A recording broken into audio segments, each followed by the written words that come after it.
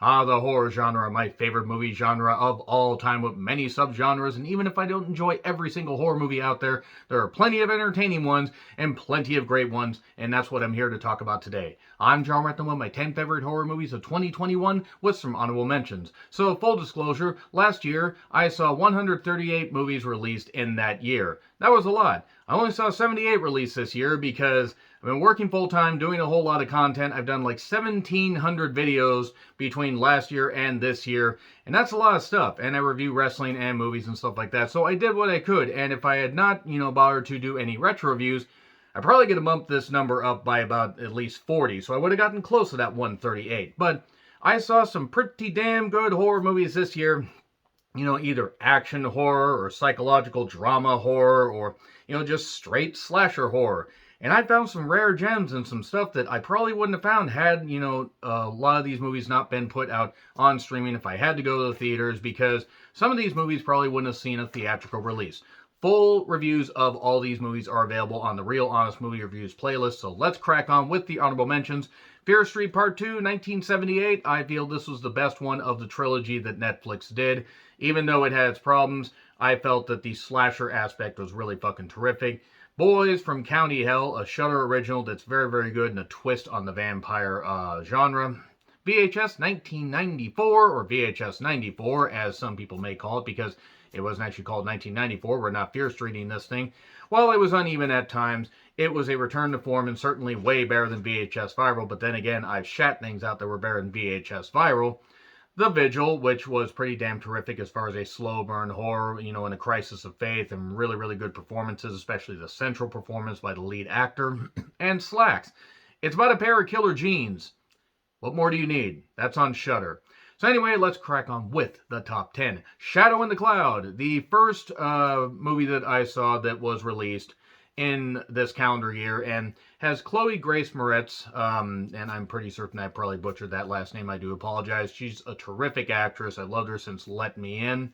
And she, even though she was in another movie this year that I didn't enjoy, it wasn't her fault. Tom and Jerry, by the way. It was Tom and Jerry. Shadow in the Cloud was just balls of the wall goofy, and balls of the walls, actually. There were balls bouncing off multiple walls.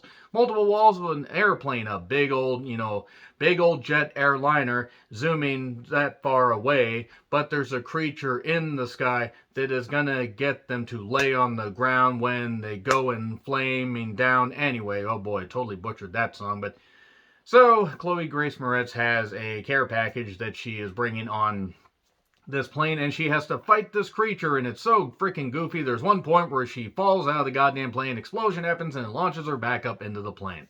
It's stupid, it's ridiculous, and I loved it. It shouldn't have been as entertaining as it was, and sure, there may have been better movies in the honorable mentions, but I enjoyed this movie fucking immensely. Number 9, In the Earth. One that I just recently reviewed from Neon Studios. It was very terrific as far as just like being absolutely insane. Fair warning, if you do watch that movie, if you suffer from any possibility of having seizures, there are some, strobe light effects and some flashing images that could trigger that stuff. So adjust your viewing habits accordingly. If you have any of that stuff, I wouldn't recommend watching it, but it is very disturbing, weird, and while it doesn't make a ton of sense, it ultimately is one of the best movies that I've seen this year, especially as far as horror. It's different. It's weird. So we get to number 8, Willy's Wonderland. It's Nick Cage basically not saying much of anything and destroying possessed animatronic creatures. What more do you need? You don't need anything more. Watch it. Willy's Wonderland is fucking terrific. So we go to number 7 rather. We go all the way back. We're going down the list. It makes no sense. The Last Matinee at number 7. I found this on Amazon. I thought that the poster looked kind of cool. I was like, okay, this kind of looks like a throwback. It's, I believe, Uruguay. I believe that was the country, and it's set at a cinema in 1993, somewhere in the early 90s, where it's down on its luck cinema, and there is a killer that is just killing people, killing patrons that are in the theater. Why? Who the hell knows? It was very much influenced by 60s and 70s Italian giallo, or giallo. I tend to call it giallo for whatever reason, because I'm weird like that. But this was just really good, and I thought had, a nice throwback feel, and the fact that it didn't bother to explain, a ton and just let you, realize that there are some disturbed people out there, and it just gave you a setting, a central setting. It gave you some people that were going to be victims. It gave you a killer, and then it went like that. Had some good imagery, some really good cinematography, and was nice, compact, and very enjoyable. And I look forward to, more movies from that particular director, even though I can't remember his name, and if I remember the name, probably couldn't pronounce it, but The Last Matinee is quite the gem. One of the rare gems that I found this year. Number 6, The Conjuring, The Devil Made Me Do It. Okay, the weakest of The Conjuring 3. Easily the weakest. Easily the weakest, but you know what? It was on HBO Max and in theaters, and it was exactly what I wanted it to be. Even at the weakest, it was still fucking terrific, very enjoyable. I'll probably end up buying it on Blu-ray at some point to complete my collection, because yes, I own all the Conjuring universe movies, and it is a universe, an expanding universe, expanding more than some of my exes in college. Moving on from that, The Conjuring, The Devil Made Me Do It, while at times uneven and a little bit ridiculous, I thought was very, very good. And Vera Farmiga and Patrick Wilson did a great job as always. And this is going to be the finishing touch.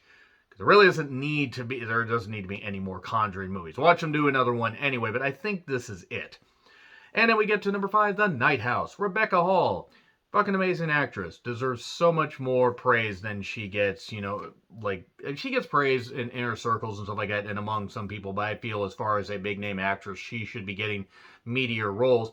And she's done good in some movies, and actually has done great in other movies. And I just feel like after seeing her in The Awakening, I just think that she deserved, for roles like this, she was the main focus of it.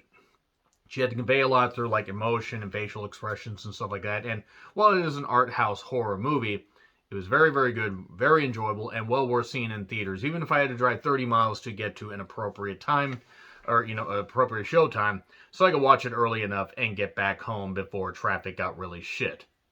But The Night House was very, very good. And then we go to number 4, Lamb. You could argue Lamb is not a horror movie. Bullshit. It's a psychological horror movie because it's fucking disturbing, especially if you live in Iceland. I don't know much about Iceland, but I can tell you right now, if that's what Iceland is like, I don't think I could ever live there. Also, there's it involves stuff with lambs, if you couldn't guess by the title. Noomi Rapace also is fucking terrific in this. And while it is a slow burn, so slow I think they forgot to turn the burner on, it absolutely earns its place as psychological horror, psychological drama, and is very good. A24 knocks it out of the park once again. And then we go to number 3, I've Got the Power. It is available on Shudder, and was one of the most absorbing and at times disturbing horror movies that I've seen this year. Very scary, very eerie, and given the subject matter, in the ultimate reveal, oh boy, was it something else. And then we get to Antlers. Antlers was something I've been looking forward to since they advertised it, and it was supposed to come out in April of last year. And then it got pushed back. Then it got pushed back again. Then it got pushed back again. And when it finally came out in October, I was like, this better be really fucking good. Because I'm not the biggest Kerry Russell fan. I have nothing against her personally. I just don't think she's really been that good. And I haven't forgiven her for being in Dark Skies. Nor have I forgiven Dark Skies for fucking existing on this motherfucking planet. My God, that movie was shit. But Kerry Russell did a good job here.